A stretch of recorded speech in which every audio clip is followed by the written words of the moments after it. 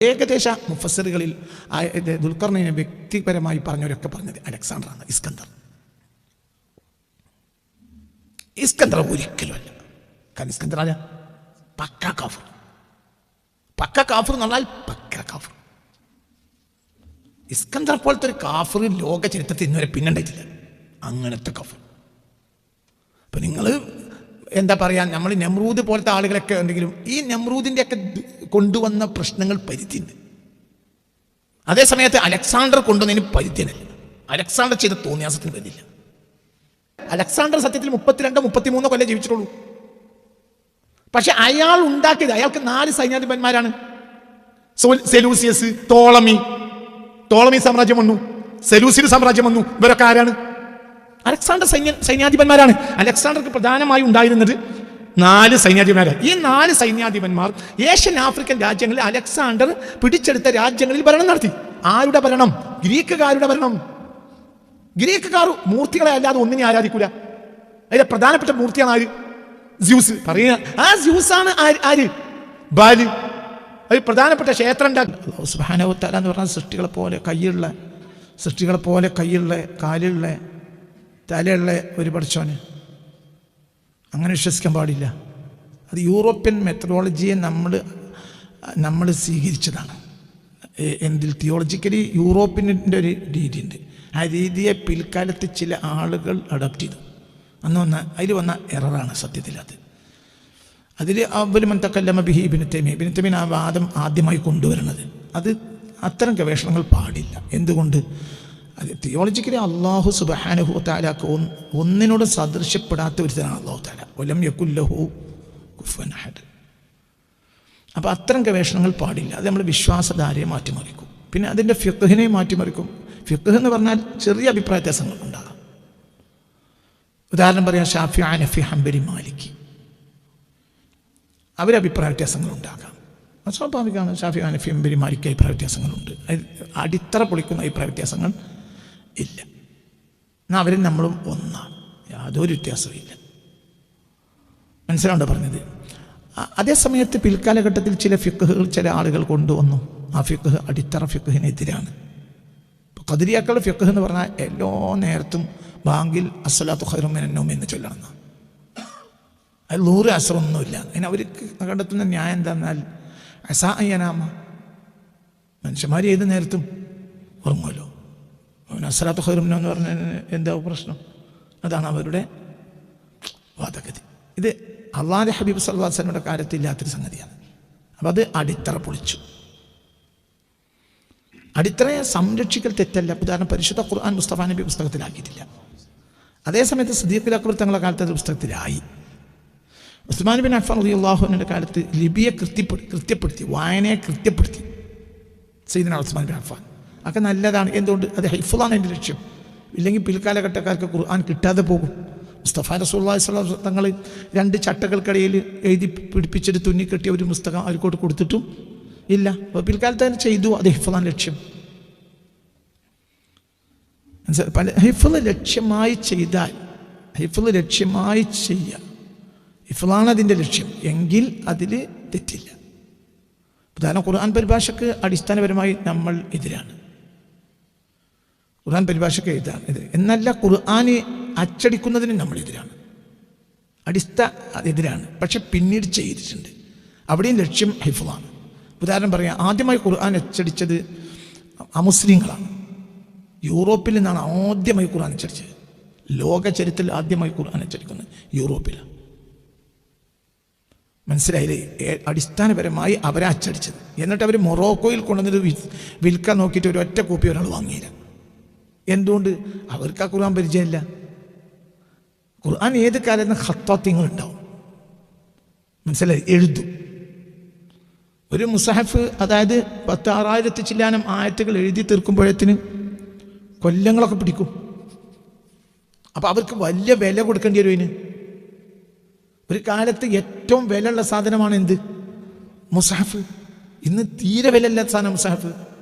അവർ പറഞ്ഞതന്നെ സംഭവിച്ചു. ഇപ്പം അവരെ ഒരു വീട്ടിൽ നിധി പോലെ സൂക്ഷിക്കും. ചില വീട്ടിൽ മുസഹഫ് ഉണ്ടാവില്ല. കാരണം അത്രയും പൈസ കൊടുത്ത് അവർക്ക് മുസഹഫ് വാങ്ങാൻ കഴിയില്ല. അപ്പോൾ അവരെന്ത് ചെയ്യും? ചില സൂറത്തുകൾ പകർത്തിക്കൊണ്ടുവരും. മുസാഫിനെ കിട്ടൂല. മനസ്സിലാവേണ്ടി പറഞ്ഞത്. അല്ലെങ്കിൽ ചിലപ്പോൾ എന്ത് ചെയ്യുന്നറിയാം, ആ വീട്ടിൽ നിന്ന് കട എടുക്കും. അപ്പോൾ ഒരാളെ ഓത്ത് കഴിയാൻ വേണ്ടി അടുത്ത വീട്ടിലെ ആൾ കാത്തിക്കും. എന്തുകൊണ്ട്? വലിയ പൈസ കൊടുത്ത് വാങ്ങണം. 1, 2, 3 വർഷം എടുത്തിട്ടാണ് എന്ത് ചെയ്യുക, ഈ എഴുതി തീർക്കുക. അപ്പം അത്രയും കാലത്തിൽ വിലയിലുണ്ടാവുമല്ലോ. മനുഷ്യന്മാരുടെ കയ്യിൽ നാണയം കുറവായ കാലമാണത്, അക്കാലത്താണ്. പിന്നെ അവർ ഒരാളെ ആയുസ്സിൽ എഴുതി തീർക്കുന്നതിന് ഒരു പരിധിയുണ്ട്. ചില ആളുകൾ മജ്ജാന് ഒരു വെറുതെ അത് ചെയ്തു കൊടുക്കും. പക്ഷെ അവർക്ക് തന്നെ ഒരു മുസാഫ് എഴുതി തീർക്കണമെങ്കിൽ വലിയൊരു സമയം എടുക്കും. തബറുആയിട്ട് സമ്മാനമായിട്ട് ജനങ്ങൾക്ക് വെറുതെ കൊടുക്കും. പക്ഷെ എന്നാൽ തന്നെ ഒരു ആയുസ്സിൽ അവർക്ക് എഴുതി തീർക്കുന്ന മുസാഫിന് പരിധി ഉണ്ടാവും. അപ്പം അങ്ങനെയായിരുന്നു ആ കാലഘട്ടത്തിൽ. പിൽക്കാലഘട്ടക്കാർ എന്ത് ചെയ്തു? പിൽക്കാലഘട്ടത്തിൽ യൂറോപ്പ് അച്ചടി യന്ത്രം കൊണ്ടുവന്നപ്പോൾ ഖുർആൻ അച്ചടിച്ചു. മൊറോക്കോയിൽ കൊണ്ടുവന്നൊരു ദിവസോളങ്ങളോളം വിറ്റിട്ട് ഒരു കോപ്പി മുസ്ലിങ്ങൾ വാങ്ങിയില്ല. പിന്നെ ആ കോപ്പി അവർ നശിപ്പിച്ചു. കാരണം അങ്ങനത്തെ മുസാഫ് മുസ്ലിങ്ങൾക്ക് അറിയില്ല. പിന്നെ 19-ാം നൂറ്റാണ്ടിലാണ് അച്ചടിക്കാൻ ഖലീഫ സമ്മതം കൊടുക്കുന്നത്. എന്തുകൊണ്ട്? യൂറോപ്പിൽ അനവധി ആളുകൾ മുസ്ലിങ്ങളായി. അവർക്കൊക്കെ ഖുർആൻ ഓതണം, ഖുർആൻ പഠിപ്പിക്കണം. അപ്പോൾ ഈ ഓരോരുത്തർക്ക് ഓത്ത് പഠിപ്പിക്കണം. അപ്പോൾ കാര്യങ്ങളെ ഖലീഫ പറഞ്ഞയച്ചു യൂറോപ്പിലേക്ക്. അപ്പോൾ കാര്യങ്ങൾ പറഞ്ഞേക്കുമ്പോൾ അവരുടെ കയ്യിൽ എന്തും വേണം, മുസാഫ് വേണം. അതിന് അത്രയും മുസാഫ് കൊടുത്തേക്കാനില്ല. അവസാനം ഖലീഫ സമ്മതിച്ചു എന്ന് അച്ചടിച്ചോട്ടെ. അപ്പോൾ ഒരു കാലത്ത് ചെയ്യാത്തത് പിന്നീട് ചെയ്യേണ്ടി വന്നു. അവിടെയും ലക്ഷ്യം എന്താണ്? ഖുർആന്റെ സംരക്ഷണം തന്നെയാണ്. ജനങ്ങളുടെ ഹൃദയങ്ങളിൽ ഖുർആൻ എത്തണം. ആദ്യകാലത്തിന് ആവശ്യമില്ല. അപ്പോൾ എന്ത് നമ്മൾ വളരെ വളരെ വളരെ സൂക്ഷ്മതയോടുകൂടിയാണ് ചെയ്തു വന്നിട്ടുള്ളത്. മുൻഗാമികളൊക്കെ ഇപ്പോഴത്തെ കാലത്തെ കഥല്ലേ പറയും, പണ്ടും നമ്മുടെ രീതി തന്നെ അങ്ങനെയാണ്. അപ്പോൾ ഓരോ കാര്യങ്ങളും അതാത് കാലഘട്ടത്തിൽ ചെയ്യുന്നത് എന്ന് പറഞ്ഞാൽ അത് നന്മയുടെ ലക്ഷ്യം. അപ്പോൾ പണ്ടുള്ളവർ പറയാത്ത നമുക്ക് പറഞ്ഞുകൂടെ? ഇത്തരം വിഷയങ്ങൾ പറയാം. എന്തുകൊണ്ട്? അവർക്കത് കൃത്യമാക്കേണ്ട ഒരു ആവശ്യവും ഇല്ല. ഞാൻ പ്രശ്നമില്ല, നമുക്കത് കൃത്യമാക്കേണ്ട ആവശ്യമുണ്ട്. ഒന്ന്, ചിലത് കൃത്യമാക്കുമ്പോൾ നമുക്കൊരു ലോകം തുറന്നിട്ടു. അപ്പം നമ്മൾ തന്നെ പറഞ്ഞതിന് പിന്നെ ഇതിൽ പറയും. എന്ത് പഠനം വീണ്ടും മുന്നോട്ട് പോയി. ഞാൻ പിന്നെ വേറൊരു അവസ്ഥയിലാണ് ദുൽഖർനൈൻ. ഇത് ആമുഖാണ്. ഈ സൂറത്തിൽ തഫ്സീർ ഇപ്പോഴും തുടങ്ങിയിട്ടില്ല, നാളെയും തുടങ്ങില്ല. നാളെ 3-ാം ആമുഖം, ചുരുങ്ങിയത് 3 ആമുഖമെങ്കിലും ഇതിനുണ്ടാവും. അതിൻ്റെ പിറ്റേന്നാണ് സൂറത്ത് ആരംഭിക്കുക. മനസ്സിലോട്ട് പറഞ്ഞത് സൂറത്തിൻ്റെ വ്യാഖ്യാനം ചിലപ്പോൾ 4 ദിവസം കൊണ്ട് തീരും, ചിലപ്പോൾ അത് മതിയാവും. എന്തുകൊണ്ട്? കാര്യങ്ങൾ ഇപ്പം മൊത്തത്തിലൊരു ഗ്രാഹ്യത ഇന്നത്തെ പ്രഭാഷണത്തിൽ വന്നു. മൊത്തത്തിലൊരു ഗ്രാഹ്യത വന്നു. അതും കോംപ്ലിക്കേറ്റഡ് ആയ വിഷയമാണ്. അതുകൊണ്ടാണ് അങ്ങനത്തെ ഒരു ഗ്രാഹ്യത തന്നത്. ഒരു മൊത്തത്തിലൊരു ആമുഖം തന്നപ്പോൾ ഒരു പുതിയ വാതിൽ നിങ്ങൾക്ക് തുറന്നു കിട്ടി. എനിക്കും എൻ്റെ ഒരു പഠനമാണ്, നിങ്ങൾക്കത് തുറന്നു കിട്ടി. അൽഹംദുലില്ലാ. ഇനി വന്ന് ഞാനൊരു വളരെ കോംപ്ലിക്കേറ്റഡ് ആയ സംഗതിയാണിതിൽ, അത് പറയുകയാണ്. ഇന്നും നാളെയും പറയും. കുറച്ച് എനിക്ക് ദീർഘയാത്ര പോകാനുണ്ട്. ഇന്ന് രാത്രി ഞാൻ തിരിച്ചു വരാൻ, നാളെ ക്ലാസ് ഉണ്ടല്ലോ. അതുകൊണ്ടാണ് ഞാൻ പ്രസംഗം വളരെ കുറക്കും. അപ്പോൾ ഇന്ന് ആമുഖം മാത്രമല്ല, ഈ ആമുഖം നാളത്തെ ആമുഖം കൂടി ഇന്ന് തരാൻ പറ്റില്ല. ഇന്ന് ഇത് ദുൽഖർനൈൻ തന്നെയാണ് നാളെയും. ദുൽഖർനൈൻ്റെ ആമുഖം തന്നെയാണ് നാളെയും. ഭയങ്കര പ്രശ്നമാണിത്. അപ്പോൾ അതുകൊണ്ട് ഇത് ഉണ്ടാക്കി പറയും. ഇന്ന് ഞാൻ ചെയ്യാൻ പോകുന്നത് ഹിസ്റ്റോറിക്കലായി അദ്ദേഹത്തെ ഒന്ന് ഐഡൻറ്റിഫൈ ചെയ്യാണ്. നാളെ അദ്ദേഹത്തിൻ്റെ ചില ചെയ്തികളെ സയൻറ്റിഫിക്കലി ഒന്ന് പ്രൂവ് ചെയ്യാൻ ശ്രമിക്കുക. രണ്ടും 2 വിഷയമാണ്. ഒന്ന് ഹിസ്റ്റോറിക്കലി ആരാണ് ദുൽഖർനൈൻ റളിയല്ലാഹു അൻഹു. ഖുർആനിൽ പറഞ്ഞ ഒരു മാനം നൽകി അലൈഹിസ്സലാം എന്ന് പറഞ്ഞവരും ഉണ്ട്. പക്ഷേ വലാകിൻ ലൈസ ബിനബിയ്യൻ. ദുൽഖർനൈൻ എന്നത് റളിയല്ലാഹു അൻഹു എന്ന് എഴുതിയ കിതാബുകളും ഉണ്ട്, അലൈഹിസ്സലാം എന്ന് എഴുതിയ കിതാബുണ്ട്. എന്തുകൊണ്ട്? ഖുർആനിൽ പറയപ്പെട്ടൊരു മഹാനാണല്ലോ. ആരെപ്പോലെ? സയ്യിദുനാ ലുഖ്മാനെ പോലെ. ലൈസ ബിനബിയ്യൻ കാന ഹകീമൻ. വലിയ തൊബീബാണ്, ലോകം കണ്ട ഏറ്റവും വലിയ തൊബീബാണ്. ആര്? സയ്യിദുനാ ലുഖ്മാൻ. ലുഖ്മാൻ എന്ന് പറയുന്നത് സയ്യിദുനാ ലുഖ്മാൻ വലിയ മഹാനാണ്. ലൈസ ബിനബിയ്യൻ, ആരല്ല, നബിയല്ല. ഏത് മരുന്ന് ഡോക്ടർക്കും, ഞാൻ എൻ്റെ അടുത്തുന്ന ഡോക്ടർമാരോടൊക്കെ പറയാറുണ്ട്, മുസ്തഫ നബിക്കും പിന്നെ ലുഖ്മാൻ തങ്ങൾക്കും കൂടി ഒരു ഫാത്തിഹ ഓതിയിട്ട് തുടങ്ങിയാൽ മതി. കാരണം എല്ലാ വൈദ്യശാസ്ത്രത്തിൻ്റെയും അടിത്തറ ആരിലേക്ക് എത്തും? സയ്യിദുനാ ലുഖ്മാനിലേക്ക് എത്തും. അപ്പോൾ അവരെ പറ്റി റളിയല്ലാഹു എന്ന് പറഞ്ഞ സ്ഥലമുണ്ട്, അലൈഹിസ്സലാം എന്ന് പറഞ്ഞ സ്ഥലമുണ്ട്.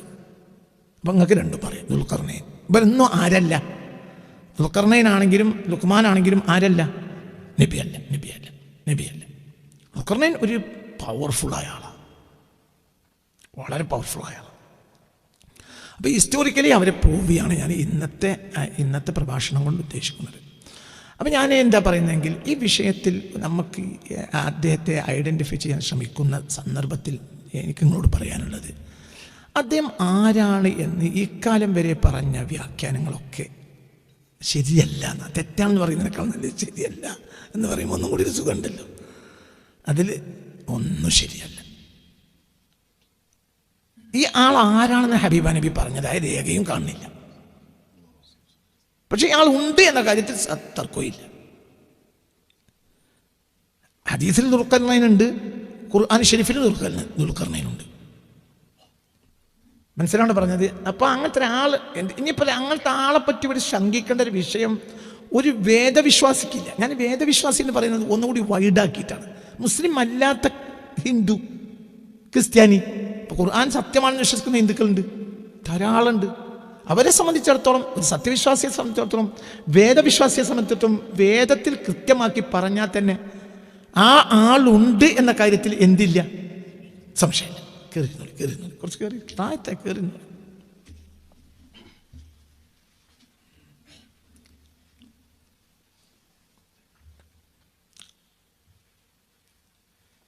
ആ വ്യക്തി ഐഡന്റിറ്റി കണ്ടെത്തി, അദ്ദേഹത്തിൻ്റെ വ്യക്തിത്വം പൂർണ്ണമായി കണ്ടെത്തി. എവിടുന്നാണ് ഈ വ്യക്തി? ഹിസ്റ്റോറിക്കലി അദ്ദേഹത്തിന് കൃത്യമാക്കി സ്പേസ് കൊടുക്കേണ്ട ബാധ്യതയൊന്നും ഒരു ആൾക്കും ഇല്ല. അതിന് പലപ്പോഴും കഴിയുകയില്ല. ഒരാൾ പറഞ്ഞാൽ അത് ശരിയല്ല എന്ന് പറയാൻ കഴിയും, പക്ഷെ ശരി ഏതെന്ന് പറയാൻ കഴിഞ്ഞോണമെന്നില്ല. നിങ്ങൾക്ക് പറഞ്ഞത് മനസ്സിലായില്ല. ശരിയല്ല എന്ന് പറയാൻ കഴിയും. എന്തുകൊണ്ട്? ആ വ്യക്തിയെ ഹിസ്റ്ററി കൃത്യമായി പറഞ്ഞിട്ടുണ്ടാവും. അതുകൊണ്ട് അയാളല്ല എന്ന് പറയാം. ഇയാളാണെന്ന് പറയാൻ പറ്റൂല. എന്തുകൊണ്ട്? ഇയാളാണെന്ന് പറയാൻ ബലപ്പെട്ട രേഖകൾ ഇല്ല. ഇവിടെ തന്നെ മുഫസ്സിരീങ്ങൾക്കും സംഭവിച്ചത്. ഇപ്പം മുഫസ്സിരീങ്ങളെ സംബന്ധിച്ചിടത്തോളം മുഫസ്സിറുകൾ അവരുടെ കാലഘട്ടത്തിൽ കിട്ടാവുന്ന ഖ്യാതി അനുസരിച്ച് എഴുതി വെച്ചു. അത് എഴുതിയോണ്ട് ദീനിനൊരു പ്രശ്നമില്ല. അവർക്കതിൽ തെറ്റിയതുകൊണ്ട് ദീനിനൊരു പ്രശ്നവും ഇല്ല. കാരണം ദുൽഖർനൈൻ ഇന്നാലിന്ന ആളായത് കൊണ്ട് ദീനിൻ്റെ ഒരു ഹുക്മും മാറൂല. നിങ്ങൾക്ക് പറഞ്ഞത് മനസ്സിലായോ? അപ്പം അവർക്ക് കിട്ടാവുന്ന ലഭ്യമായ വിവരമാണ് അവരെഴുതി വെച്ചത്. ഞാൻ വിവരം തെറ്റാണെങ്കിൽ പോലും ദീനിനൊരു പ്രശ്നം വരാൻ പോണില്ല. എന്നാൽ അയാൾ ഇന്ന ആളാണെന്ന് പറയാനുള്ള ഒരു സാധ്യതയും നമ്മളെ മുന്നിൽ ഇല്ല. ഒരു കാര്യം ഉറപ്പാണ്, ആ ആള് വലിയൊരാളാണ്. ഇസ്തഫാഹു റബ്ബുന തബാറക വ തആല. ആ വ്യക്തി അല്ലാഹു തആല തിരഞ്ഞെടുത്തിട്ടുണ്ട്. ഫി ഐ സമാനിൽ ലാനതിരി. ഏത് കാലത്താണ് അറിയില്ല. ഏത് കാലത്താണ് അറിയില്ല. ദുൽഖർനൈനുണ്ട്. അല്ല, ഇപ്പോഴില്ല, മരിച്ചു പോയിട്ടുണ്ട്. ആ വ്യക്തി ഉണ്ടായിട്ടുണ്ട്. ചരിത്രത്തിൽ അങ്ങനെ വ്യക്തി ഉണ്ടായി എന്ന കാര്യത്തിൽ തർക്കിക്കണ്ട. അങ്ങനെ വ്യക്തി ഉണ്ടായിട്ടുണ്ട്. എന്തുകൊണ്ട്? ആ വ്യക്തി ആര് പറഞ്ഞു? ഖുർആൻ പറഞ്ഞു. അതിൽ ഞാൻ എന്തില്ല, സംശയമില്ല, ഉറപ്പ് ആ വ്യക്തി ഉണ്ട്. ഈ വ്യക്തി ആരുമാണ്? ഈ വ്യക്തി ആരാണ്? ഉറപ്പ്. എന്തുകൊണ്ട്? ഇസ്തഫാഹു റബ്ബു തബാറക വ തആല. അല്ലാഹു തെരഞ്ഞെടുത്ത വ്യക്തിയാണ്. അപ്പോൾ ഈ വ്യക്തി ആരെന്നെയാണ്? മുഅ്മിനാണ്. അപ്പോൾ അതുകൊണ്ട് നിങ്ങൾ ആരെ കൊണ്ടുവന്നാലും ആ ആളെ നമ്മൾ തട്ടും. ഇതുവരെ കൊണ്ടുവന്ന ആളുകൾ മുഴുവൻ മുശ്രിക്കാണ്, അല്ലെങ്കിൽ കാഫിറാണ്. അപ്പോൾ നമുക്ക് ആ ആളെ പറ്റൂല. ഇനി ആളങ്ങൾ പറയും, അറിയില്ല.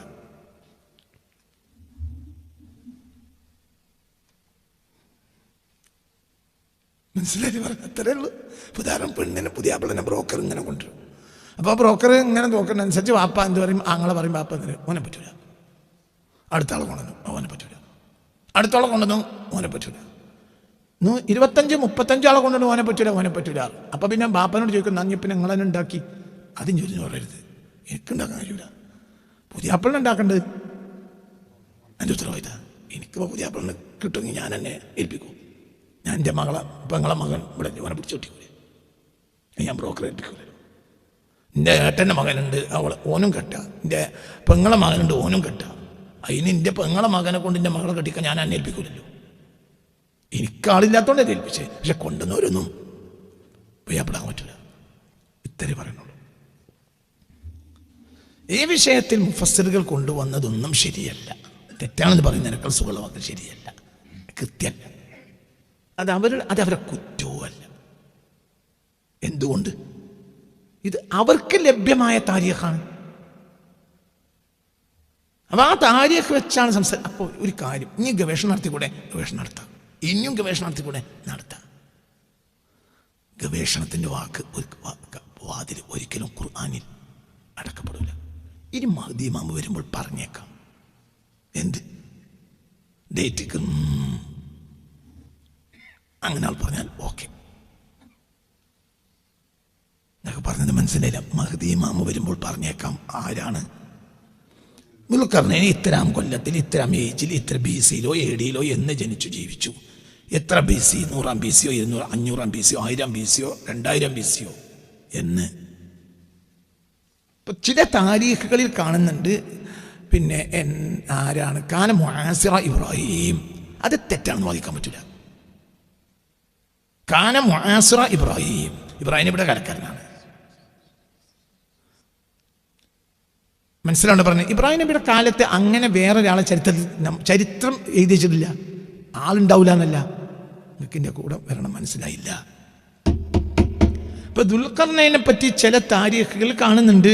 കാന മുആസിറ ഇബ്രാഹിം, അത് ആരുടെ? ഇബ്രാഹിം നബി അലൈഹി സ്വലാത്തു വസ്സലാമിന്റെ കാലക്കാരനാണ്. ഇബ്രാഹിം നബിയുടെ കാലക്കാരനാണ്. ഇബ്രാഹിം നബിയുടെ കാലക്കാരൻ മുആസിറ ഇബ്രാഹിം. ഒരു വ്യാഖ്യാനത്തിൽ ഞാൻ കണ്ടു, അവ്വലു മൻ ഇബ്തദ അൽ മുആനഖത, മുആനഖത്ത് ആദ്യമായി തുടങ്ങിയത് ഇബ്രാഹിം നബിയും ദുൽഖർനൈനുമാണ്. മുആനഖത്ത് കഴുത്തിൽ കഴുത്തിട്ട് പരസ്പരം സ്വാഗതം ചെയ്യാം. ഇപ്പം നമ്മളൊരാളെ സ്വാഗതം ചെയ്യുമ്പോൾ എന്താ ചെയ്യുക? കൈ കൊടുക്കും. അതേസമയത്ത് കഴുത്തിൽ കഴുത്തിട്ടിട്ട് ഒരാളെ കഴുത്തിലേക്ക് നമ്മൾ ചേരുക, അതെപ്പോഴും ചെയ്യണ്ട. ഇപ്പോൾ ഓരോ വക്തനെ നമ്മൾ കെട്ടിപ്പിടിക്കണ്ട. അതുകൊണ്ട് പെണ്ണുങ്ങൾ കെട്ടിപ്പിടിച്ചോട്ടെ. മനസ്സിലായില്ല? ഓരോ വക്ത നമസ്കാരം കഴിഞ്ഞ് വരുമ്പോൾ ഓള് കെട്ടിപ്പിടിച്ചു, അതിന് പോകുമ്പോൾ കെട്ടിപ്പിടിച്ചാൽ ഒന്നും കൂടി ഒന്ന് കൊടുക്കേണ്ടി അത്രേ ഉള്ളൂ. അപ്പം അതിൽ തെറ്റില്ല. ഓള് കെട്ടിപ്പിടിക്കാൻ നാട്ടിൽ കെട്ടിപ്പിടിക്കണ്ട. നാട്ടിൽ കെട്ടിക്കുമ്പോൾ ഒരു സഫറിന്ന് വരിക, ഒരു സഫറിലേക്ക് പോകുക. അപ്പോഴൊക്കെയാണ് മുആനഖത്ത് ശക്തിയെ സുന്നത്തുള്ളത്. അപ്പം ഈ സംഭവം എന്താണ്? ഏതോ നാട് പിടിച്ചടക്കി വരികയാണ് സയ്യിദുന ദുൽഖർനൈൻ. അപ്പോൾ മക്കായുടെ ഏരിയയിലെത്തിയപ്പോൾ ആരോ പറഞ്ഞു, യാ ദുൽഖർനൈൻ ഇന്ന ബിനാ ഇബ്രാഹിം, ഞങ്ങളെ നാട്ടിൽ ആരുണ്ട്? ഇബ്രാഹിം ഉണ്ട്. ഫനസല മിനൽ ഖൈൽ, അപ്പോൾ കുതിരപ്പുറത്ത് നിന്ന് ഇറങ്ങി. ഫമശ വലം യർകബ്, അപ്പോൾ പറഞ്ഞു ഫഇന്നഹു ബഈദ്, കുറച്ച് ദൂരെയാണ്. വകൈഫ അൻത ലാ തർകബു, എന്തിനാ ഞങ്ങൾ കുതിരപ്പുറത്ത് നിന്ന് ഇറങ്ങിയത്? നടക്കാനുള്ള ദൂരമല്ല, കുറച്ച് കൊണ്ടിരുന്നു. അപ്പോൾ പറഞ്ഞു അന ലാ അർകബു ഫീ ബൽദത്തിൻ വഫിഹാ ഇബ്രാഹിം, ഇബ്രാഹിം ഉള്ളൊരു നാട്ടിൽ ഞാൻ കുതിരപ്പുറത്ത് കയറില്ല, അന്ന് നടക്കുകയുള്ളൂ എന്ന് അലൈഹിസ്സലാം അലൈഹിസ്സലാത്തു വസ്സലാം. ഈ വ്യക്തിനായിരിക്കാറ്. അപ്പോൾ ആളാരായിരിക്കാം? കാന മുആസിറ ഇബ്രാഹിം. പക്ഷെ അങ്ങനത്തെ ഒരാളെ കോമൺ ഹിസ്റ്ററിയിൽ കാണാനില്ല. ഇങ്ങനെയാണെന്ന് ഹബീബ നബി പറഞ്ഞിട്ടില്ല. നമ്മളെ മുന്നിൽ ലഭ്യമായ ബലിഷ്ഠമായ രേഖയില്ല. കോമൺ ഹിസ്റ്ററി വായിച്ചിട്ട് കോമൺ ഹിസ്റ്ററി പറയണം. ഇപ്പം ഇബ്രാഹിം നബി കോമൺ ഹിസ്റ്ററിയിലുണ്ട്. മനസ്സിലായില്ല? ഞാൻ ഇബ്രാഹിം നബിയുടെ ഹിസ്റ്ററി നിങ്ങളുടെ മുന്നിൽ പറയേണ്ടത് ഹിസ്റ്ററിയിൽ തെറ്റുറ്റും, ഡേറ്റിലും തെറ്റാം. പക്ഷെ കിട്ടാവുന്ന ഡേറ്റിന് പരമാവധി ഞങ്ങളോട് പറഞ്ഞു. BC 1997, BC 1822, ഇതാണ് ഇബ്രാഹിം നബിയുടെ കാലം. 1900 BC 1997 ജനിച്ചിട്ട് BC 1822 വഫാത്തായി. ഇതാണ് കോമൺ ഹിസ്റ്ററിയിൽ ഇതുവരെ ലഭിക്കുന്ന ഒന്ന്. രണ്ടാമത്തെ, ഈ വിഷയത്തിലുള്ള പ്രശ്നം എന്താണെങ്കിൽ കോമൺ ഹിസ്റ്ററിയെ കൃത്യമാക്കിയത് മുസ്ലിങ്ങളല്ല. കോമൺ ഹിസ്റ്ററിയെ യൂറോപ്യന്മാരാണ് കൃത്യമാക്കിയത്. കയറുന്നോളി മോനെ, കയറുന്നു. അതുകൊണ്ട് അവർക്ക് വന്ന പിഴവുകളൊക്കെ നമ്മളെ കിതാബിലും കാണും. ഹിസ്റ്ററിയെ സംബന്ധിച്ച് കോമൺ ഹിസ്റ്ററി നമ്മൾ ക്ലിയർ ആക്കിയിട്ട് തന്നെയില്ല. അപ്പോൾ ആദം നബി അലൈഹി സ്വലാത്തു വസ്സലാമിൻ്റെ കാലം കോമൺ ഹിസ്റ്ററി വെച്ച് നോക്കുകയാണെങ്കിൽ ഏറെ 8 or 10 അത്രയേ ഉള്ളൂ. ഒരു 8 or 10 ആയിരം. നമ്മളും ആദം നബിയുടെ കാലത്തിൽ വ്യത്യാസം 8 or 10, 8000 10,000 കൊല്ലാണ് നമ്മളും ആദം നബിയുടെ വ്യത്യാസം. കോമൺ ഹിസ്റ്ററി വെച്ച് നോക്കുകയാണെങ്കിൽ ഏറി വന്നാൽ ഇനി ചില ചരിത്രകാരന്മാർ കണക്കാക്കുന്നതനുസരിച്ച് 15,000 കൊല്ലം, ഏറി വന്നാൽ 20,000 കൊല്ലം. അതും ഖണ്ഡിതമായ അഭിപ്രായമല്ല. അത് 1,00,000 കൊല്ലമാകാം, അത് 2,00,000 കൊല്ലമാകാം. കാരണം ഇതൊന്നും നമ്മളെ സംബന്ധിച്ചിടത്തോളം ആദനബി ഉണ്ടായാൽ മതി, ആദനബി ഇന്ന കാലത്ത് ഉണ്ടായിക്കൊള്ളണമെന്ന് നമുക്കില്ല. ആദ്യത്തെ മനുഷ്യനും ആരായ മതി, ആദനബിയാ മതി. അതിന് നമുക്ക് തർക്കമില്ല. മുസ്ലിം ഉമ്മത്ത് തർക്കമില്ല, ആദ്യത്തെ ആൾ ആദനബിയാണ്. ഈ ആദനബി 1000 കൊല്ലം അല്ല 1,00,000 കൊല്ലം മുമ്പായി. നമുക്കെന്താ മനസ്സിലാവണ്ട? അത് നമ്മളെ വിശ്വാസത്തിന് അതെതിരല്ല. ആദനബി 10,000 കൊല്ലം മുമ്പ് മാത്രമാണെന്ന് വിശ്വസിക്കുന്ന ബാധ്യത നമുക്കുണ്ടോ? അങ്ങനെ നബി പറഞ്ഞിട്ടുണ്ടോ? അങ്ങനെ മുത്തുനബി പറഞ്ഞിട്ടുണ്ടോ? മുത്തുനബി പറഞ്ഞ സ്വയായ വാക്കണ അത് വമായനില്ല. അങ്ങനെ മുത്തുനബി പറഞ്ഞ ഒരു വിരിഷ്ടമായ രേഖ ഇല്ല. പിന്നെ ഏത് കാലഘട്ടത്തിലും ഡേറ്റുകൾ, ഏജുകൾ അതൊക്കെ ക്ലിയർ ആക്കിയത് യൂറോപ്യൻസ്. അപ്പം അതിനനുസരിച്ച് ഇപ്പോൾ ഒരു നിലക്ക് നോക്കുകയാണെങ്കിൽ ബൈബിളിൻ്റെ കാലഗണന തന്നെയാണ് ഖുർആൻ്റെ ചരിത്രകാരന്മാർ അവലംബിച്ചത്. അപ്പോൾ അതിനനുസരിച്ച് വന്ന പ്രശ്നങ്ങളൊക്കെ ഉണ്ടോ? നമ്മളെ സംബന്ധിച്ചിടത്തോളം ഒരു മർമ്മപ്പെട്ട കാര്യം അല്ല എന്ത് ഏജ് ക്ലിയർ ആക്കൽ. ഇപ്പൊ ഏജ് ക്ലിയർ ആക്കുക എന്ന് പറഞ്ഞത് ഇപ്പൊ തുടങ്ങിയതുമാണ്. ഇപ്പൊ ഇതൊരു വിശ്വാസ്യതയാണ്. ഇപ്പൊ ഒരു കാര്യം പറഞ്ഞാൽ ചോദിക്കും ഏതാ കാലം. ഞാനൊരു ഏജ് പറയാതെ പറയുന്നില്ല, ഇപ്പൊ ഈ അടുത്ത കാലത്ത് തുടങ്ങിയതാ. എന്തുകൊണ്ട് പറഞ്ഞ ആളുകൾക്കൊരു വിശ്വാസ്യത. എന്തുകൊണ്ട് അപ്പൊ തന്നെ അവർ ഓരോ മൊബൈലിൽ അടിച്ചു നോക്കും, കോമൺ ഹിസ്റ്ററിയിൽ വ്യക്തി ഉണ്ടാവും. അത് ഏത് വ്യക്തി ഉണ്ടാവും കോമൺ ഹിസ്റ്ററിയിൽ. അപ്പൊ ഇബ്രാഹിം നബി അലൈഹി സ്വലാത്തു വസ്സലാം BC 1997 ജനിച്ച ആളായിക്കോളുന്നില്ല. BC 1822 വഫാത്തായ ആളായിക്കൊള്ളണമെന്നുമില്ല.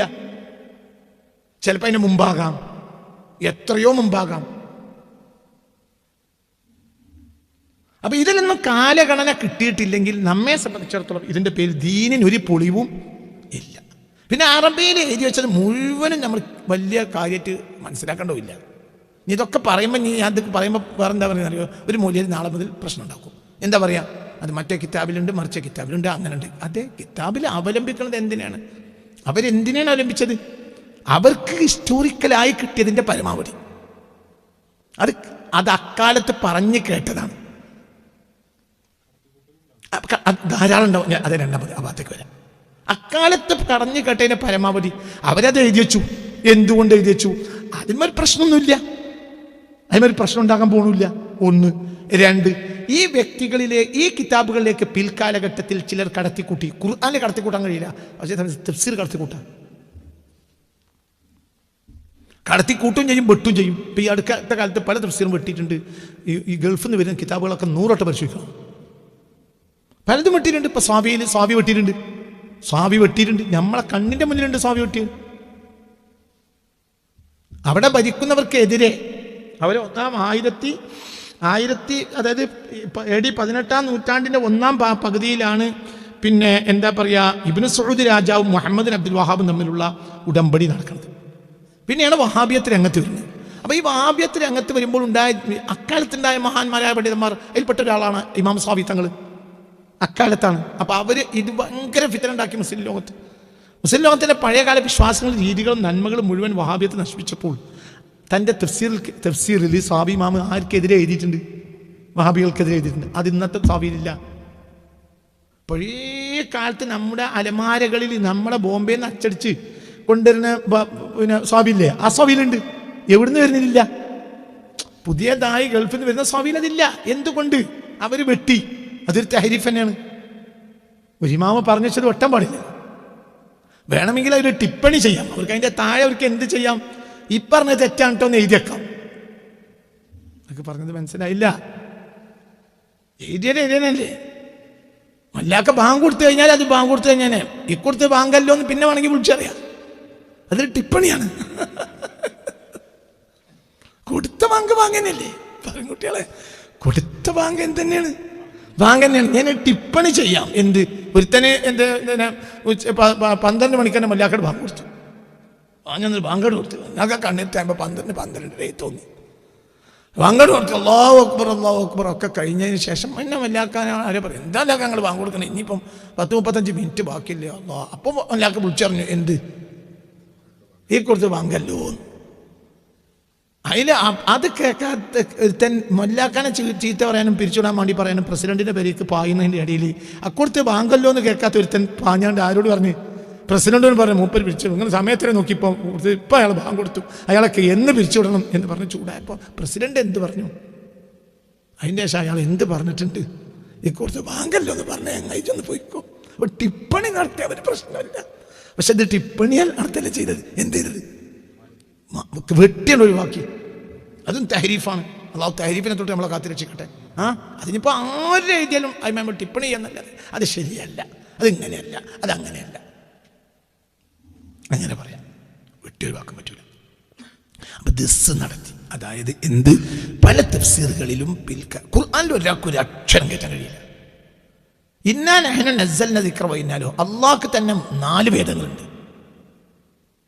തൗറാത്ത്, സബൂർ, ഇഞ്ചീൽ, 4-ാമത്തേതാണ് ഫുർഖാൻ അദീം. ഈ 3 വേദഗ്രന്ഥങ്ങളിലും അള്ളാഹു ചെയ്യാത്തൊരു അഗ്രിമെന്റ് 4-ാമത്തിന് കൊടുക്കുക. എന്തുകൊണ്ട്? 3 എന്ത് ചെയ്തു? കൈകടത്തി, നശിപ്പിച്ചു. അപ്പം 4-ാമത്തിൽ പറയേണ്ടി വരും നിർബന്ധമാണ്. ഇതിമ തൊടാൻ പറ്റൂല, തൊടാൻ പറ്റൂല, ഇന്ന് വരെ പറ്റില്ല, പറ്റൂല. ഇന്നാ നഹ്നു നസ്സൽന ദിക്റ വ ഇന്നാ ലഹു ലഹാഫിളൂൻ. അപ്പം ഇതിന് മനസ്സിലാക്കാം, മറ്റിലൊക്കെ കളിക്കും, കിതാബുകളിലൊക്കെ കളിക്കും, പലതിലും കളിക്കും. ഉദാഹരണം ജാമിഉ കറാമത്തിൽ ഔലിയാ സയ്യിദ്നാ യൂസുഫ് നബാനി, അതിലുള്ള നുണകൾക്ക് കയ്യും നടക്കില്ല. വൃത്തികെട്ട നുണകൾ. അതൊക്കെ എന്താണ്? കടത്തിക്കൂട്ടി. അതൊക്കെ ഈ അടുത്ത കാലത്ത് പുറത്തിറങ്ങിയത് വഹാബിയത്ത് വന്നതിന് ശേഷം ഇറങ്ങിയ കിതാബുകളാണ്. ആ കിതാബുകളിലൊക്കെ കയറ്റിക്കൂട്ടി. എല്ലാം കൂടി നിങ്ങൾ ജൂതന്മാരെ തലയിക്കിടും വേണ്ട. ജൂതന്മാരെ കൂട്ടത്തിൽപ്പെട്ട ചതിയന്മാർ നമ്മളെ കൂട്ടത്തിലുണ്ട്. മനസ്സിലായില്ല? ജാമിഉ കറാമത്തിൽ ഔലിയാ ആരുടെ കിതാബാണ്? അല്ലാമ നബഹാനിയുടെ കിതാബ്. ഈ അടുത്ത കാലത്ത് ചോദിച്ചാളാണ്. ആ ഒരു കിതാബിലുള്ള നുണകൾക്ക് കണക്കില്ല. അപ്പോൾ നമുക്കിന്ന് അത് അവലംബിക്കാൻ പറ്റൂല. കടത്തിക്കൂട്ടി. പിന്നെ ചില ഏരിയ നമുക്ക് എടുക്കാം, അത് നമുക്ക് ഏകദേശം ശരിയാണെങ്കിൽ. ശരികളൊക്കെ ശരിയാണ്, പക്ഷെ ഉള്ളൊക്കെ ശരിയല്ല. നമ്മൾ മനസ്സ് പറയും. ഒന്ന് കണ്ടാൽ തന്നെ അതിൻ്റെ മേലുള്ളവരോട് ചോദിക്കണം.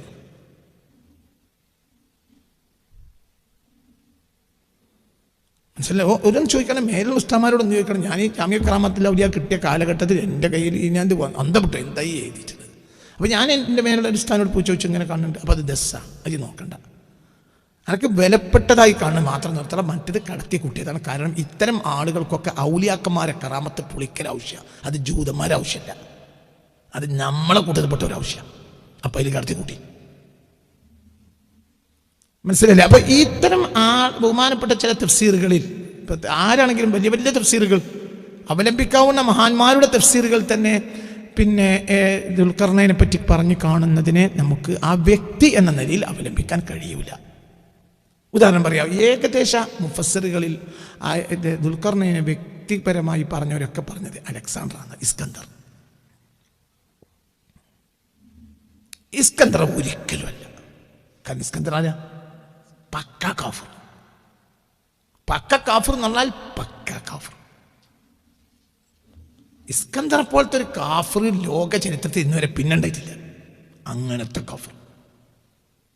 അപ്പം നിങ്ങൾ എന്താ പറയുക, നമ്മൾ നെമ്രൂദ് പോലത്തെ ആളുകളൊക്കെ ഉണ്ടെങ്കിലും ഈ നെമ്രൂദിൻ്റെ ഒക്കെ കൊണ്ടുവന്ന പ്രശ്നങ്ങൾ പരിധിയുണ്ട്. അതേസമയത്ത് അലക്സാണ്ടർ കൊണ്ടുവന്നതിന് പരിധിയല്ല. അലക്സാണ്ടർ ചെയ്ത തോന്നിയാസത്തിന് പരിധിയില്ല. പക്ക കാഫിർ എന്ന് പറഞ്ഞാൽ പക്ക കാഫിർ. അത് നമ്മളെ ചരിത്ര പലർക്കും അത് മനസ്സിലായില്ല. പിൽക്കാലഘട്ടത്തിലാണ് മനസ്സിലാവുന്നത് പലർക്കും. അലക്സാണ്ടർ വലിയ ഒരാളായി കണക്കാക്കപ്പെട്ടു. ഇനി വേറെ ഒരു സാമ്യതയുണ്ട്. അലക്സാണ്ടറുടെ ചില ചിത്രങ്ങളിൽ കൊമ്പുണ്ട്. അലക്സാണ്ടർ ആണെന്ന് നിഗമനം വരാനുള്ള ഒരു കാരണം, അലക്സാണ്ടറുടെ ചിത്രങ്ങളിൽ കൊമ്പുണ്ട്. 2 കൊമ്പ് വെച്ച കുളത്തിലുള്ള ചിത്രങ്ങളുണ്ട്. ആരുടേത്? അലക്സാണ്ടർ. അതിന് കാരണം എന്താ? അപ്പോൾ പറഞ്ഞത് മനസ്സിലാക്കിച്ചത് ദുൽഖർനൈനാണ്. അല്ല. ഒന്ന്, അവിടെ കർണിന് കൊമ്പ് എന്ന് അർത്ഥം വെക്കുന്നതിനെ പറ്റില്ല. കൊമ്പ് എന്ന് എവിടെ പറഞ്ഞിട്ടുണ്ടെങ്കിലും അത് പിശാചിൻ്റെതാണ്. അവിടെ പിശാചിൻ്റെ കൊമ്പ് പ്രത്യക്ഷപ്പെടും റസൂൽ പറഞ്ഞില്ലേ. അപ്പൊ ദുൽഖർനൈൻ കൊമ്പന്നല്ല. ചില ആളുകൾ വായിച്ചു അയാളുടെ തലയിൽ 2 മുഴ ഉണ്ടായിരുന്നു. മുഴ കൊമ്പല്ലല്ലോ. പിശാച് 2 തരാണ്. കൊമ്പുള്ള പിശാചുണ്ട്, കൊമ്പില്ലാത്ത പിശാചുണ്ട്. കൊമ്പുള്ള പിശാച് ഏറ്റവും അപകടകാരിയാണ്. അലക്സാണ്ടറുടെ അച്ഛൻ സ്യൂസ് ആണെന്ന് അലക്സാണ്ടർ എന്ന് പറയുന്നുണ്ട്. യൂറോപ്പിലേറെ ആരാധിക്കപ്പെടുന്ന ഒരു മൂർത്തിയാണ് ആര്? സ്യൂസ്. സ്യൂസാണ് ബാല്, ബാലാണ് ഹുബാൽ. ബാലിന് കൊമ്പുണ്ട്. കൊമ്പില്ലാതെയും വരക്കുമെങ്കിലും കൊമ്പുള്ള ചിത്രങ്ങൾ ധാരാളമുണ്ട്. അലക്സാണ്ടർക്ക് വസ്ത്രമുള്ളതിനേക്കാൾ കൂടുതൽ വസ്ത്രമില്ലാത്ത ചിത്രങ്ങളാണ് അലക്സാണ്ടർക്ക് നഗ്നൻ.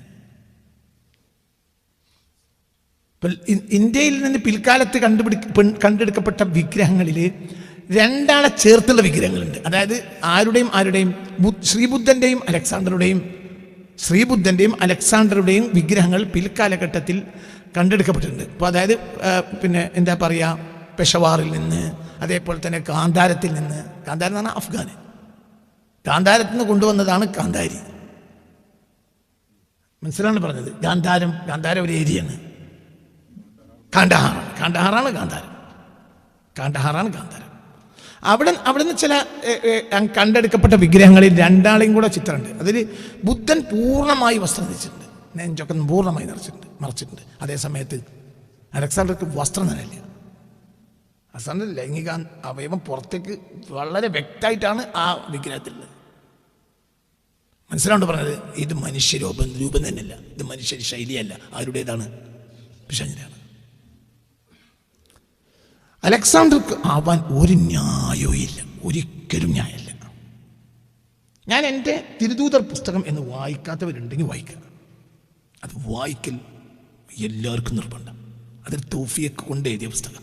ഈ പുസ്തകം നിർബന്ധമാണ് പുസ്തകം വായിക്കൽ. അത് പുതിയ യൂത്ത് മുഴുവൻ ആൺകുട്ടികളും പെൺകുട്ടികളും വായിക്കണം. എന്നാൽ അല്ലാതെ പുതിയ കാലത്ത് റസൂലുള്ളാഹിനെ മനസ്സിലാക്കാൻ കഴിയില്ല. സത്യത്തിൽ അലക്സാണ്ടർ തടഞ്ഞത് മുത്തുനബിയാണ്.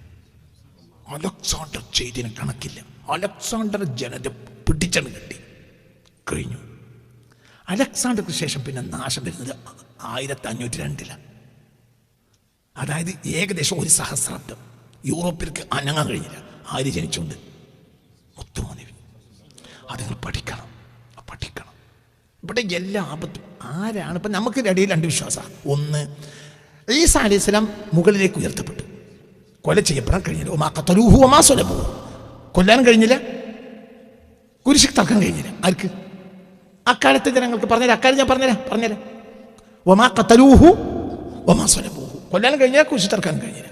ശരി, വലാകിൻ ബൽ റഫഅഹു അല്ലാഹ് വലാകിൻ ശുബ്ബിഹ ബൽ റഫഅഹു അല്ലാഹ്, മേലേക്ക് ഉയർത്തി. ക്രിസ്തീയ വിശ്വാസം എന്താ? നമ്മുടെ സഹോദരങ്ങളായ ക്രിസ്ത്യാനികൾ കുരിശി തറച്ചു, കൊന്നു. അപ്പം ഇവിടെ ഒരു തേർഡ് പാർട്ട് ഉണ്ട്. അതാണ് third part or second part. ആരാണ് കൊന്നത്? ആരാ മനസ്സിലായില്ല. അല്ലെങ്കിൽ ആരാ പിടികൂടാൻ പോയത്? മനസ്സിലായില്ല. അപ്പം നമ്മളും ക്രിസ്ത്യാനികൾ തമ്മിലുള്ള ആകെ തർക്കം എന്തിലേ ഉള്ളൂ? കൊന്നു, കുരിശ് തറച്ചു, കൊന്നു എന്ന് അവര്. കുരിശ് തറച്ചിട്ടില്ല, കൊന്നിട്ടുമില്ല. അതേ സമയത്ത് അള്ളാഹു രക്ഷപ്പെടുത്തിയെന്ന് നമ്മൾ. അപ്പൊ ഒരു കൂട്ടർ ഇവിടെ ഉണ്ടല്ലോ. എന്ത്? അക്രമികള്. ഒന്നിരിക്കൽ കൊല്ലാൻ നടന്നു, അല്ലെങ്കിൽ കൊന്നു. ഒന്നിരിക്കൽ കൊല്ലാൻ പിടിക്കാൻ പോയി, അല്ലെങ്കിൽ പിടികൂടി കൊന്നു. അപ്പോൾ പിടിക്കാൻ പോയി ഓർ കൊന്നു. അപ്പൊ ഇവിടെ അതാരാണ്? ഒരു third party or second party. ഈ സെക്കൻഡ് പാർട്ടി ഇവിടെ ഉണ്ട് എന്നുള്ളതിൽ രണ്ട് മറ്റൊരു തർക്കമില്ല. അതാരാ? അലക്സാണ്ടർ പിൻഗാമികള്. അവർ 5 നൂറ്റാണ്ടാണ് ലോകത്തെ കഷ്ടപ്പെടുത്തിയത്. ഒരു നന്മ അവർ സമ്മതിച്ചില്ല. പിലാത്തോസ് ആരാ? ഗ്രീക്കുകാരൻ.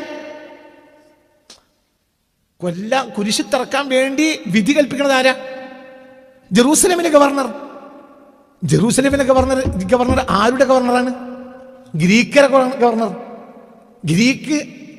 ഗ്രീക്ക് സാമ്രാജ്യത്തെ ഏഷ്യൻ ആഫ്രിക്കൻ രാജ്യങ്ങളിൽ കൊണ്ടുവരുന്ന ആരാ? അലക്സാണ്ടർ പോലെ സ്ഥാപിച്ച ഒരാളില്ല. പണ്ട് ഉണ്ടായിരുന്നു, പക്ഷെ അത് ചെറിയ വരവും പോക്കേ ഉള്ളൂ. അലക്സാണ്ടർ എന്ന് പറഞ്ഞാൽ ഒരു എന്താ പറയാ, ഒരു വില്ലാളി പേരനാണ്. ഏഷ്യൻ സംസ്കാരങ്ങളെ മുഴുവനും നശിപ്പിച്ചതാരാ? അലക്സാണ്ടർ. അലക്സാണ്ടർക്ക് ശേഷം അലക്സാണ്ടറുടെ 4 സൈന്യാധിപന്മാർ രാജ്യത്ത് വീതിച്ചെടുത്തു. അലക്സാണ്ടർ സംസ്കാരം നടപ്പിലാക്കി. അത് പിന്നെ 5 നൂറ്റാണ്ടുകാലം നിന്നു. അപ്പൊ BC 4 മുതൽ AD 2-ാം നൂറ്റാണ്ട് വരെയും ഇവിടെ നിറഞ്ഞു നിൽക്കുകയാണ് ഏഷ്യൻ ആഫ്രിക്കൻ രാജ്യങ്ങളിൽ. ആരുടെ ഐഡന്റിറ്റി?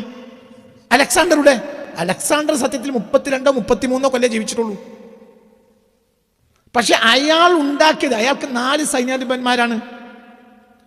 സെലൂസിയസ്, തോളമി സാമ്രാജ്യം വന്നു, സെലൂസിഡ് സാമ്രാജ്യം വന്നു. ഇവരൊക്കെ ആരാണ്? അലക്സാണ്ടർ സൈന്യാധിപന്മാരാണ്.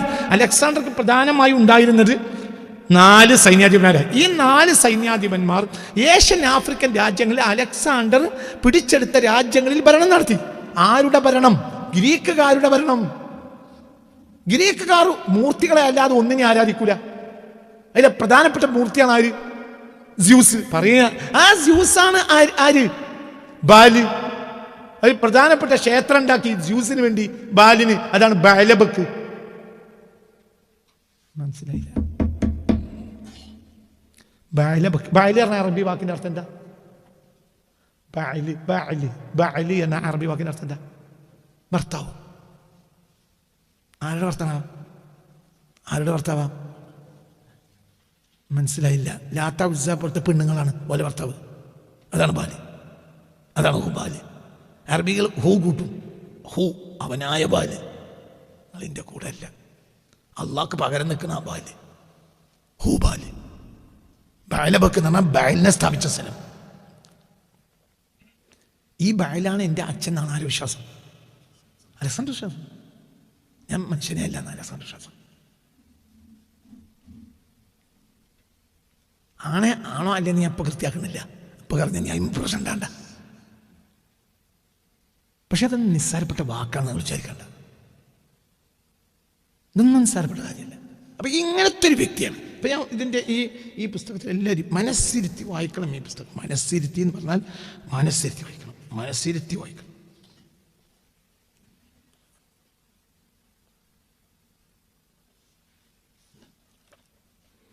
അതായത് ഈ പുസ്തകത്തിൽ പറയുന്നുണ്ട്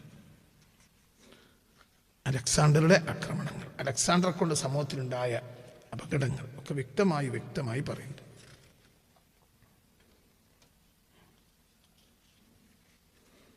അലക്സാണ്ടർ അധിനിവേശം ഒരു വല്ലാത്തൊരു മാനവ ചരിത്രത്തിൽ അന്ന് വരുന്ന തിരുദൂതർ നിയോഗം എന്ന പുസ്തകത്തിൽ നിന്ന് ആ പുസ്തകം വാങ്ങി നിർബന്ധമായും യൂത്ത് വായിക്കണം.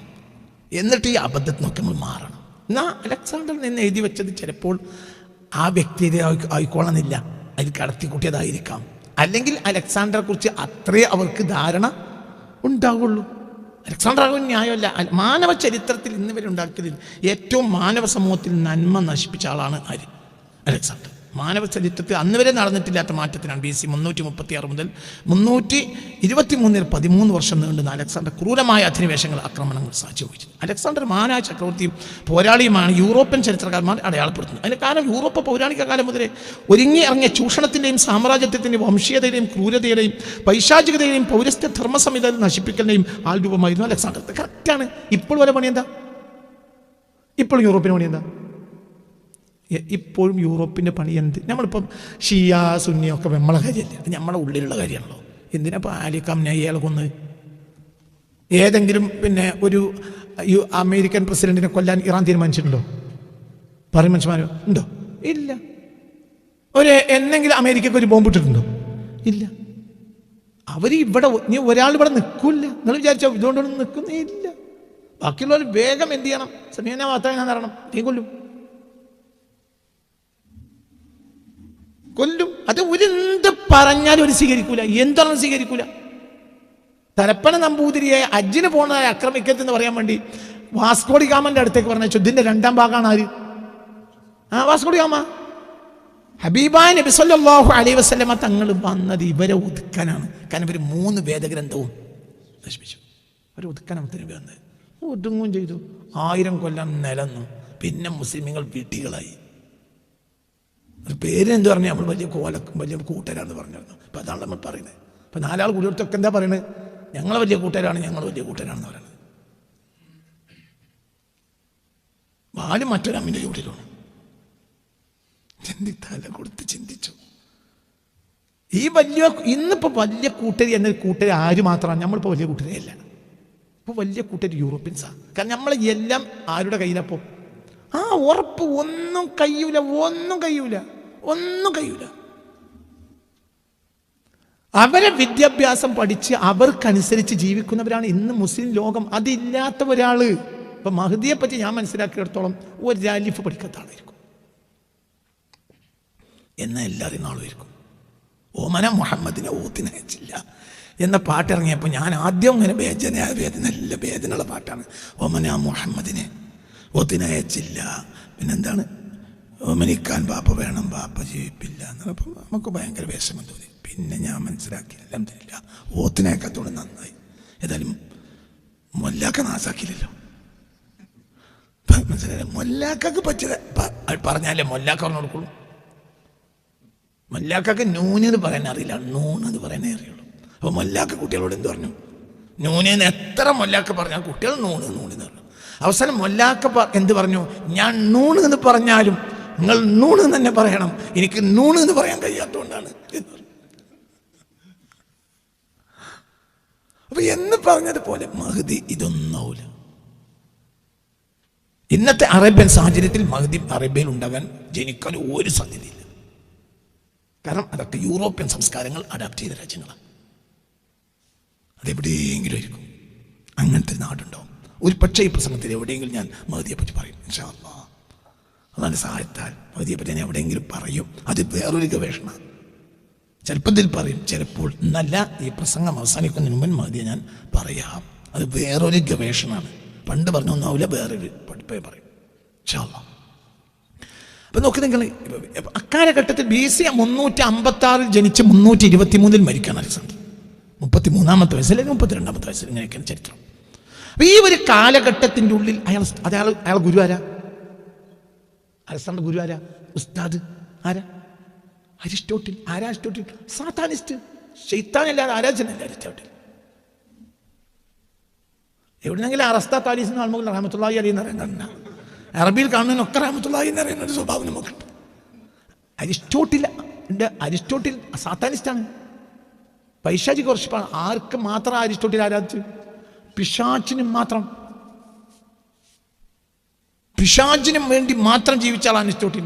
ആ അരിസ്റ്റോട്ടിലിന്റെ ശിഷ്യനാണ് ആര്? അലക്സാണ്ടർ. അരിസ്റ്റോട്ടിലിന്റെ താല്പര്യങ്ങൾ ഏഷ്യൻ ആഫ്രിക്കൻ രാജ്യങ്ങളിൽ നടപ്പിലാക്കാൻ വേണ്ടിയിട്ടാണ് ആര് വന്നത്? അലക്സാണ്ടർ വന്നത്. അപ്പൊ അന്ന് ഇവിടെ കത്തി നിൽക്കുന്ന മതങ്ങളെ മുഴുവൻ അലക്സാണ്ടർ നശിപ്പിച്ചു. ഒന്ന് ഹിന്ദുമതം. അത് ശരിക്കും ഹിന്ദുക്കൾ പഠിക്കണം, ദയവായി പഠിക്കണം. ഒരിക്കലും ഒരു യൂറോപ്യൻ്റെ പുസ്തകത്തിൽ കണ്ടിട്ട് ദി ഗ്രേറ്റ് അലക്സാണ്ടർ നമ്മൾ ഇന്ത്യക്കാർ പറയാൻ പാടില്ല. കാരണം ഇന്ത്യ എന്ന് പറഞ്ഞാൽ നിറഞ്ഞ ഭേദം നിലനിന്ന ഒരു നാടാണ്. നിറഞ്ഞ ഭേദം നിറഞ്ഞ് നിലനിന്നു. ഇപ്പൊ വേദം എന്നൊരു സാധനം ഹിന്ദുക്കൾക്കില്ല. ഹിന്ദുക്കളുടെ കയ്യിൽ ഇപ്പൊ വേദമില്ല. വേദമില്ലാത്തൊരു ജനത പെച്ചു എന്നുള്ള ഉറപ്പാണ്. ആരാ പറയുന്നത്? വേദം ഇല്ല. വേദം എന്ന സാധനം ഹൈന്ദവ സമൂഹത്തിന്റെ കയ്യിലില്ല. വേദം ഇല്ലാത്തത് കൊണ്ടാണ് ഇതിഹാസങ്ങളിലേക്കും പുരാണങ്ങളിലേക്കും നീങ്ങിയത്. അത് നോവലുകളാണ്. മനസ്സിലാണ്ട് പറഞ്ഞത്. ചിലപ്പോൾ നടന്ന കഥയാകാം, അതല്ല വേദം. വേദം കഥയല്ല. കഥകൾ ഉണ്ടാകാം, പക്ഷെ കഥയല്ല വേദം. നിങ്ങൾക്ക് പറഞ്ഞത് മനസ്സിലായില്ല. എന്തുകൊണ്ടാണ് ഹൈന്ദവ സമൂഹം ഇതിഹാസങ്ങളിലേക്കും പുരാണങ്ങളിലേക്കും നീങ്ങേണ്ടി വന്ന്? ഇപ്പം നമ്മൾ ഏതെങ്കിലും ഒരാളോട് ഒരു കാര്യം പറയുകയാണെങ്കിൽ ഞാൻ പഴംപുരാണം വരെ നിർത്തിക്കാം, അങ്ങനെയല്ലേ പറയാ? പുരാണത്തിൽ ഒരു വിശ്വാസ്യത പൂർണ്ണമാവില്ല. എന്തിലുണ്ടാവും? വേദത്തിലുണ്ടാവും. ചതുർവേദങ്ങളാണ് ഹൈന്ദവതയുടെ അടിസ്ഥാനം. ചതുർവേദങ്ങൾ. ഈ സാധനം ഇപ്പോൾ ഹിന്ദുക്കളെ കയ്യിൽ ഇല്ലെന്നെ. ആരാ നശിപ്പിച്ചത്? അലക്സാണ്ടർ. ഇയാളെങ്ങനെ ദുൽഖർണൈനാണ് നശിപ്പിച്ചു എന്ന് പറഞ്ഞാൽ നശിപ്പിച്ചു. ഇന്ന് ആ സാധനം ലോകത്തില്ല, ഹിന്ദുമതത്തിന്റെ കയ്യിലില്ല. വേദങ്ങൾ ക്രോഡീകരിക്കുമ്പോൾ ഋഗ്വേദത്തിൽ 21 ശാഖകളും യജുർവേദത്തിൽ 100 ശാഖകളും സാമവേദത്തിൽ 1000 ശാഖകളും ആയിട്ട് അഥർവവേദത്തിൽ 9 ശാഖകളുമായി മൊത്തം ചതുർവേദങ്ങളിലായി 1130 ശാഖകൾ ഉണ്ടായിരുന്നു. ഇതാണ് ഏറ്റവും കുറഞ്ഞ അഭിപ്രായം. 1190 എന്ന് അഭിപ്രായപ്പെട്ട പണ്ഡിതന്മാരുണ്ട്. പിന്നെ എന്താ പറയുക, ചില പണ്ഡിതന്മാർക്ക് 1173 ശാഖകൾ ഉണ്ടായിരുന്നു എന്ന് അഭിപ്രായമുണ്ട്. ഏതായാലും ഏറ്റവും ചെറിയ അഭിപ്രായമാണ് എന്ത്? 1130 ശാഖകൾ ഉണ്ടായിരുന്നു. എന്തിൽ? ചതുർവേദങ്ങളിൽ. അതായത് ഋഗ്വേദത്തിൽ 21 ശാഖ, യജുർവേദത്തിൽ 100 ശാഖ, സാമവേദത്തിൽ 1000 ശാഖ, അഥർവവേദത്തിൽ 9 ശാഖ. എന്നാൽ ലോകത്താകെ വേദപണ്ഡിതന്മാരുടെ കൈവശം ചതുർവേദങ്ങളിൽ ഇന്ന് ശേഷിക്കുന്നത് കേവലം 10 ശാഖകൾ മാത്രമാണ്. അപ്പം എത്ര പോയി? 1120. മനസ്സിലായില്ല? ഇത് എവിടുന്നാണ് ഞാൻ ഉദ്ധരിക്കുന്നത്? ഈ പുസ്തകത്തിൽ ഉദ്ധരിക്കുന്നത്. ഇത് ഉദ്ധരിക്കുന്നത് ഭാരതീയ ചരിത്രകാരനും ജെയിൻ യൂണിവേഴ്സിറ്റിയുടെ ഓഫ് മുംബൈ എന്നിവരുടെ അധ്യാപികയുമായിരുന്ന റോഷൻ ദലാൽ രചിച്ച് 2010 അന്താരാഷ്ട്ര പുസ്തക പ്രസാധകരായ പെൻഗ്വിൻ ബുക്സ് പ്രസിദ്ധീകരിച്ച ഗ്രന്ഥമാണ് ഹിന്ദുയിസം ആൻഡ് ആൽഫബറ്റിക്കൽ ഗൈഡ്. ഇവിടുന്നാണ് വായിക്കുന്നത്. അതായത് ഹിന്ദുയിസത്തെക്കുറിച്ച് വളരെ വ്യക്തമായ ഒരു ആധികാരിക രേഖയാണ് ഈ പുസ്തകം. അപ്പം വേറെയും എല്ലാവരും ഈ വിഷയം പറയുന്നുണ്ട്. 1130 ശാഖകളാണ് ഉണ്ടായിരുന്നത്. ഇന്ന് അവരെ കയ്യിൽ കേവല ഉള്ളത് എന്തേ ഉള്ളൂ? അവരുടെ കയ്യിൽ ആകെ ഉള്ളത് ഇന്ന് എന്താണ്? മനസ്സിലായില്ല? 10 അപ്പോൾ പിന്നെ 10 എങ്കിൽ 1% പോലും അവരുടെ കയ്യിൽ ഇല്ല. 1% പോലും ഇല്ല. വേദമില്ലാത്തൊരു ജനതക്ക് ലക്കും ലഗാനും ഉണ്ടാവില്ല. കാരണം ജനതയെ കൃത്യപ്പെടുത്തുന്നത് എന്താണ്? വേദത്തിൽ തൊടുന്നതാണല്ലോ ഏറ്റവും വലിയ കുറ്റായി പറഞ്ഞത്. എന്തുകൊണ്ട്? ഒരു ജനതയ്ക്ക് എന്ത് കിട്ടണം? വേദം കിട്ടണം.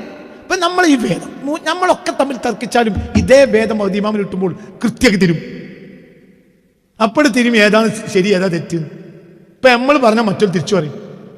മനസ്സിലായില്ല? സുന്നി പറഞ്ഞാൽ സുന്നിൻ്റെ ശരി, മുജാഹിദ് പറഞ്ഞാൽ മുജാഹിദ് ശരി. അതിന് ഒതുക്കുള്ളവരൊക്കെ സുന്യാവും തീർച്ചയായും മുജാഹിദോ. അല്ല, അങ്ങനെയല്ല അതിൻ്റെ കണക്ക്. അതെ, ഒതുക്കുള്ള ഒരു സുന്യാവും തീർച്ചയായും മുജാഹിദോ. എന്നാലും രണ്ടു കൂട്ടർക്ക് ഒരു ചെറിയ ഒരു മൈന്യൂട്ട് പോയിന്റിൽ എന്തുണ്ടാവും? ഇനി മറ്റേതേറ്റേ ശരിയാണാവോ? കാരണം ഇത് കൃത്യമാക്കാൻ ഒരു വഴി നമ്മളെ കയ്യിൽ വേറല്ല. അപ്പോൾ മഹദീമാവോട് വരും. മഹദീമാവ് വന്നാൽ കൃത്യമൊക്കെ വരും. അതിനിവിടെ എന്ത് വേണം? വേദമാണ്. ഇന്നാ നഹ്നു നസ്സൽനാ ദിക്റ വ ഇന്നാ ലഹു ലഹാഫിളൂൻ. കൃത്യവേദം വേണം. മറ്റുള്ളവർക്ക് കഴിയില്ല. എന്തുകൊണ്ട്? അതിലെന്തില്ല? അവരുടെ കയ്യിൽ എന്തില്ല? വേദമില്ല.